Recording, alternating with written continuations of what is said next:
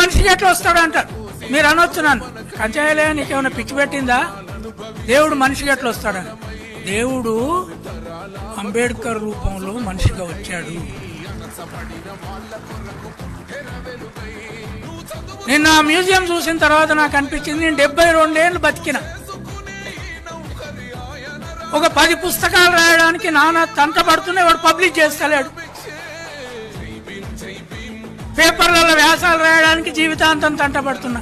65 ఏళ్ళు మాత్రమే బతికిన ఆయన ఒక దేవుని రూపం కంటే గొప్పగా నాలెడ్జ్ జ్ఞానాన్ని ఈ భూమిలో మొక్కలు నాటి నాటి నాటి నాటి 65 ఏళ్ళ కలిసిపోయి చచ్చిపోయాడు. ఆయన కాకుండా దేవుడు ఎట్లయితే ఇప్పుడు అక్కడ ఒక దేవుడిని పెడుతున్నారు. అంబేద్కర్ కంటే గొప్ప దేవుడు ఉంటాడా ఈ దేశంలో? ఉంటాడా చెప్పండి.